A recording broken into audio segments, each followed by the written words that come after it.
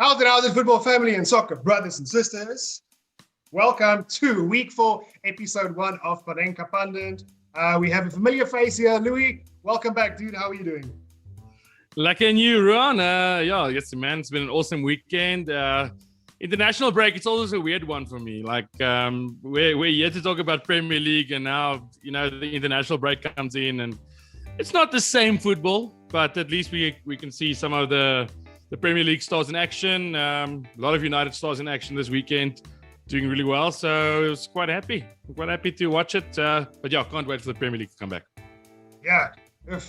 I spoke to Oral last week, and we don't understand why they just make the Premier League a little bit shorter and give, let's say, a 2-month dedicated time to international breaks, whether it's for qualifying, whether it's for friendlies, just to get it done with, because the amount of flying and playing that these teams do, a week and a half from now, we are going to start with, well, not even a full week and a half. We're almost starting with the Champions League that's around the corner also. So with international break and then preparing for this league and then for that, it's quite a handful. So some of the teams are still playing on Wednesday, and then they're already playing on Saturday or Sunday. So there's not enough time to prepare. I totally agree with you.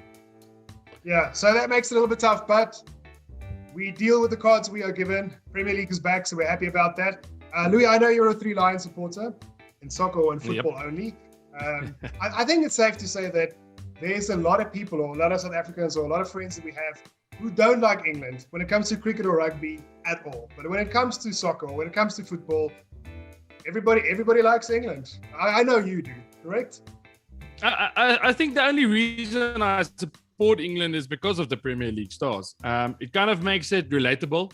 When you look at the Italian team, for instance, only some of them are playing in the Premier League. A lot of them are playing Serie A. I don't watch Serie A. I think the same goes for a team like Germany. A lot of Bayern Munich stars. I think that what I like about the Premier League is the fact that so many teams can compete and so many guys can get a chance, where you kind of get the feeling in some of the other countries' teams, it's like in the past, only a Real Madrid and Barcelona squad, Luckily this year, no Real Madrid players. But I think that's why I like to watch England play, and it's such a mix of great Premier League players. So that's my team. Luckily, a couple of United stars proved themselves as well. I think the weirdest one for me is Jesse Lingard at this stage, almost scoring a hat-trick last night, and not even close to being a starter in the United squad. So it's an interesting one, and I hope for his sake that can be the start of something big for him. Yeah, I'm just thinking how we get into that United squad, now that Ronaldo's there. Congratulations on that. You must be very excited. Thank you. I am. I can't wait to buy my number 7 jersey. So just a funny story on the number 7 jersey. So when somebody starts the campaign with a number, there are certain rules and regulations you have to go through to change that number. And yes. Apparently, it has never really happened in the Premier League. People have numbers, but they don't start the season with it. They usually give it up before the season starts, like Martial did with Ibrahimovic.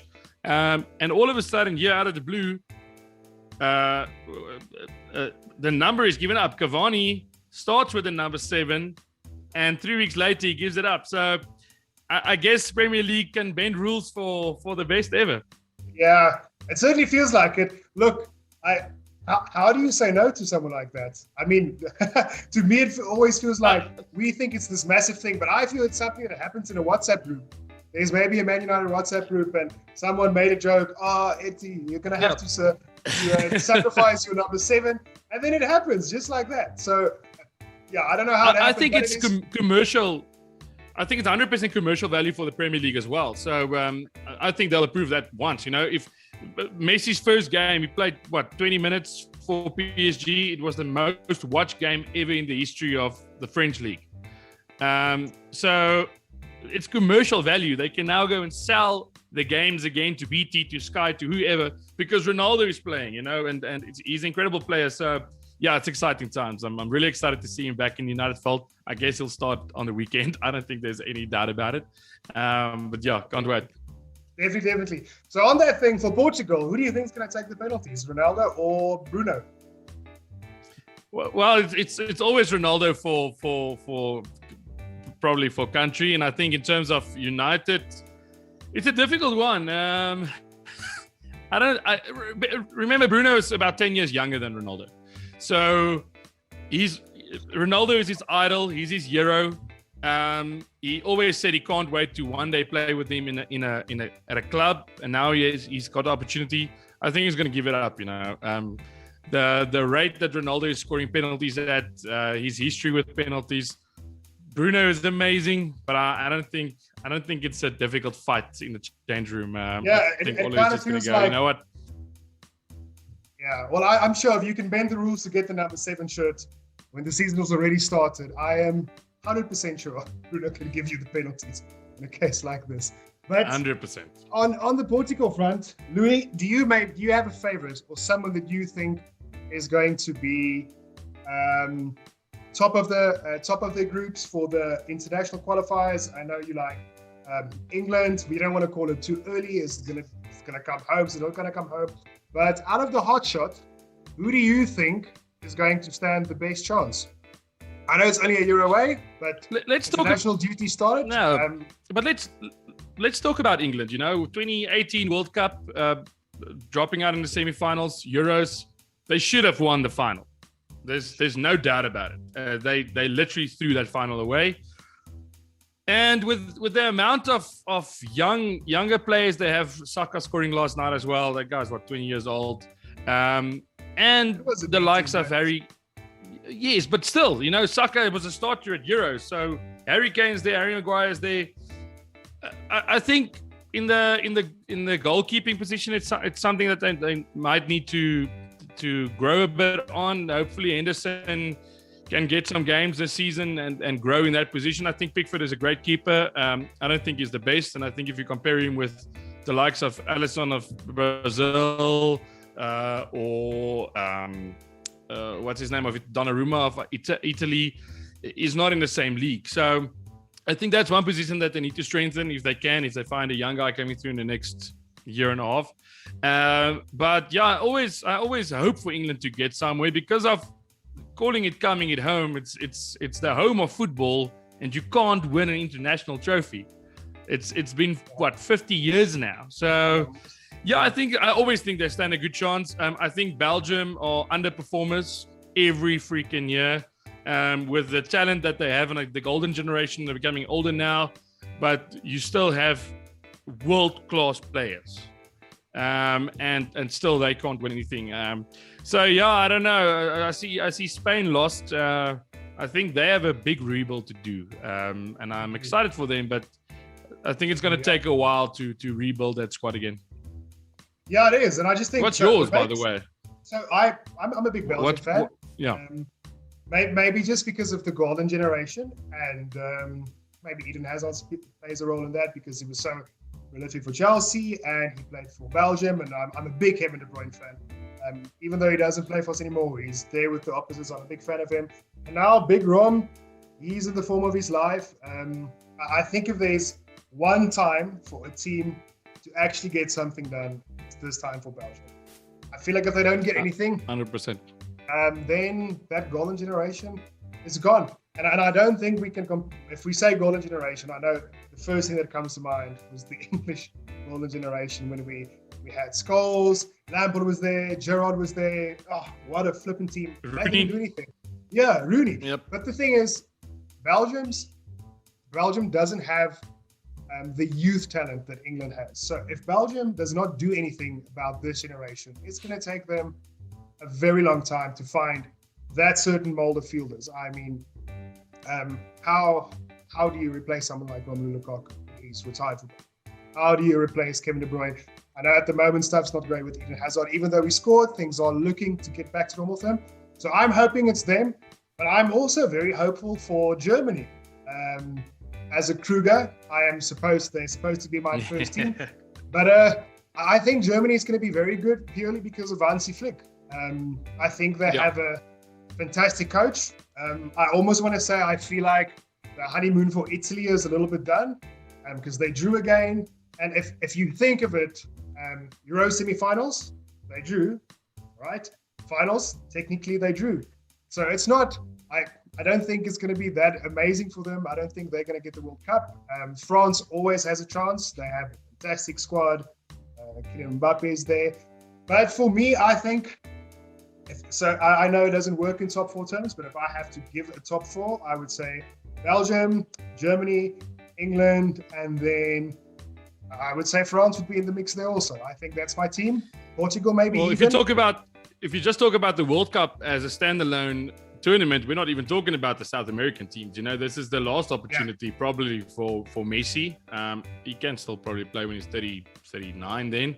This is probably and definitely the last opportunity for Ronaldo from a Portugal point of view. So Brazil won the Copa, great team. So yeah, I don't know. It's sorry, Argentina won the Copa, not Brazil. But great team. So why not? Why can't they go on and win a World Cup as well? It's the South American teams always produce, especially Brazil. So they're in the mix always. Let's just hope for an African team to one day make something again. Yeah. Well, at the moment. Algeria's looking very good. They have a good streak of undefeated runs. I'm not exactly sure how much it is, but they're looking good. Senegal's looking very good because they've got Mani there, they've got Mendy there, so they're looking very good at the moment. Super Eagles, Nigeria, most amazing kit by the way. They always win the kit battle. They always do. So they have a chance. I would never forget the quarterfinal between Ghana and Uruguay. In soccer don't go there, man. Don't break our hearts again. Yeah. So we already felt that pain when we were there. Yeah. So let's hope there is an African team that'll make it there. I feel sorry for Liverpool because if there's a lot of African teams who do make it and they're going to go away for the AFCON, there's a lot of big time squad members there who's not going to be there. And we actually talked about their signings and how it's going to be tough for them. But anyway. Yeah, so the whole European League or the European leagues will stop. I think they said somewhere around, I think it's something like mid-November, and then they go to the World Cup a week or two later and then come back. So it is going to be a weird one for Premier League next season. It's just going to be like you said at the beginning, it's going to be like a lengthy international break, basically. Yeah. Well, luckily it's World Cup and there'll be a fever. I checked out ticket prices for the World Cup. It's ridiculous. I'm not even going to repeat it. Check by. We need to go. We need to go. This show can pay our tickets, then we can go. No, definitely. We've got a million sponsors. We can ask one of them. Then, just quickly on the Champions League, I just want to touch on it. Man United, your group, are you happy? How do you feel about your group? Yeah, I think we've got an easy one. Villarreal, repeat of the final. Atalanta, a good, well, they're an old team, but a good up and coming team with the talent that they have these days. And then Young Boys, always a weird one. Young Boys, always a weird one. Like United as a whole in the Champions League kind of creates difficulties for themselves with the smaller teams. We kind of feel the B team and think we're going to win, and then we struggle and then we beat the big team. So, yeah, I think that should be an easy group for us. But if I just look at groups like Group A, Man City, PSG, Leipzig, Bruges, difficult to call. Leipzig, a team that can beat anyone on any day. Atletico, Liverpool, Porto, Milan. So there were some tough draws for a couple of people, but well, what do you say about your Chelsea and Juve? Luckily, Ronaldo's gone now. Yeah, well, also it's Juve. It's not the old Juve without Ronaldo. I know the Ronaldo factor does count because he was still the top goal scorer in the Italian league in the Serie A last season. So he even scored more than Rome, and he's 36 years old. So, but. We have to remember it's not the old Juventus. It's Max Allegri's back. It's gonna be a tough one. I agree with you. The Champions League have always had this way of just shocking you, and then the smaller teams end up in second place, and you can end up in third place, whether it's just with a draw or a goal difference or something. So I'm confident, but I am wary too. I know anything can happen. That's how it works. I don't think it's the easiest group, but I don't think it's the toughest group also. So I think it should be routine for us to finish at number one, and I think it should be routine for Man United to finish at number one. Same with Liverpool. Man City, I'm a little bit that's a tough group there. But for me, Yeah. it feels like that Group A, whoever comes out on top there is going to win the Champions League, just because of the previous theories or the previous results where you have to lose a Champions League final first before you win the Champions League. So for me, it feels like this is the ideal year, the absolute ideal year for PSG to do it. And it's also the ideal year for Manchester City to do it. I just think one of those teams are going to get it. Not that I want to predict the final, but I think if there's two clubs who are the most hungry for it, I think it's either going to be PSG or Manchester City. I have to agree with you on PSG. I think City has had a couple of knocks now. Not really bolstering their squad too much. They still have a lot of depth, so possibly. But yeah, PSG just with the signings they made. Let's not say maybe this year, maybe next year, but with the signings they made, you kind of get the feeling that they've got Champions League winners in there, guys that have done it before, that have played finals, lost finals, won finals. Yeah, I think it needs to be there. Yeah, I hear you. I agree. I can't think of anyone more clinical in that team to be there than Lionel Messi. So it's definitely going to happen for them. So yeah, I think the groups came out nice. I think it came out fair. I'm not negative on Chelsea winning the Champions League, but I just feel like PSG or Man City. It's going to be one of those two. Yeah, and I think it's going to go to PSG because I don't think they can ask for any stronger squad of any kind for that. No, and as I said, those are guys that have gone through the ranks in the Champions League. They know everything about it. So yeah, that's my prediction. Yeah, you have to go. You have to get the heartbreak before you get the gold first. So on to Premier League. It's back this weekend, Louis. I know we are both excited. Finally, we can watch our footy again. Premier League is back. Let's quickly go through the main fixtures. First one, Arsenal and Norwich. So I think, and I know there's bottom of the log showdown. Bottom of the log showdown. Yeah, that's true. So, can you believe we're saying that about Arsenal? But yeah, I can't. The truth.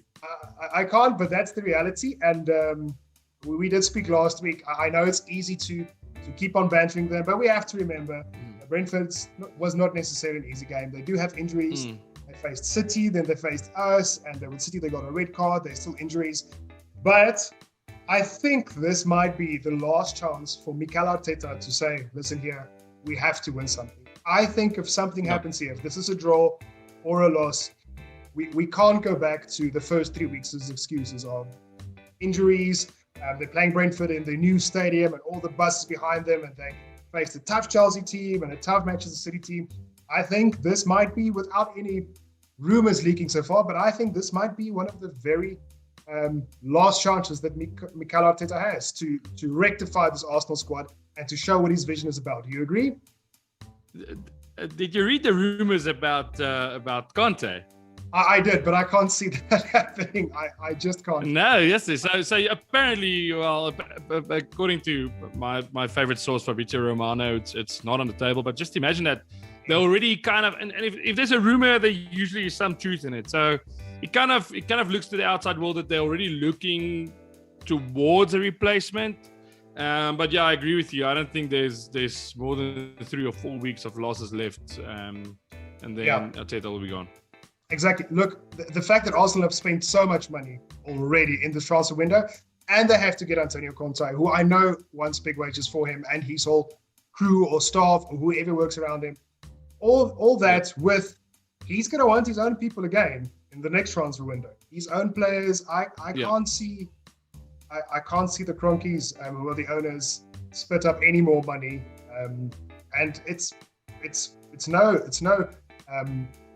hidden truth or anything it's no secret that Antonio Conte is not the easiest guy to work with, and rightfully so, because he's a proven winner, and what he wants, he usually wants. So let's hope for Arsenal's sake something happens with him.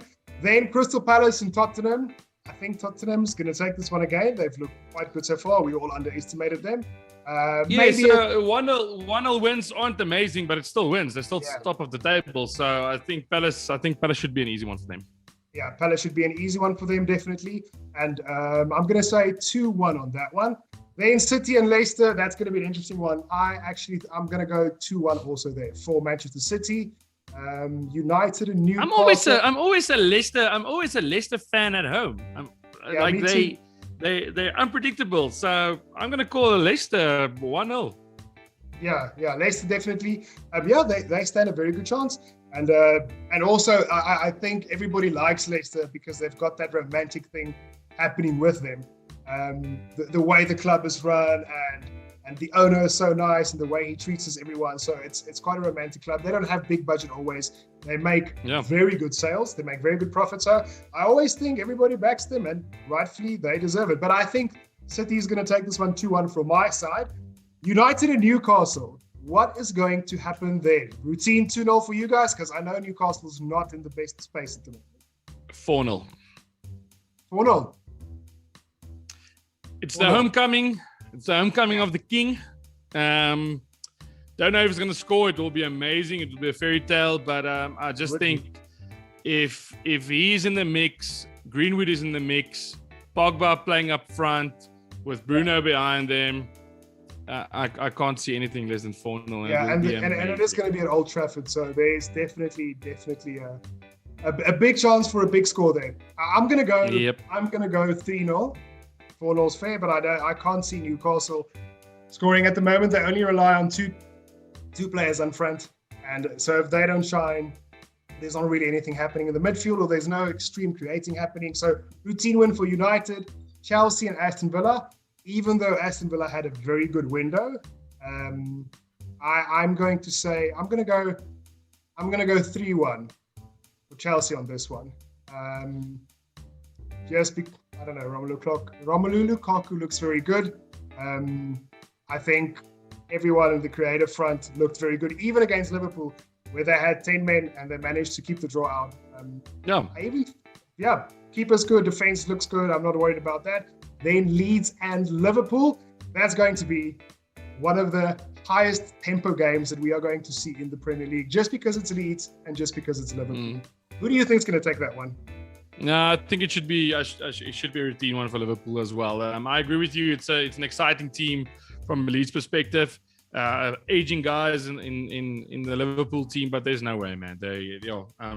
At the beginning I said Liverpool is an anomaly for me, but I think they're still going to be a force this season.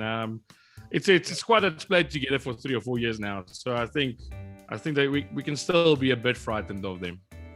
Yeah, no, that's true. No, look, we can. They've got, how Jurgen Klopp calls it, heavy metal football.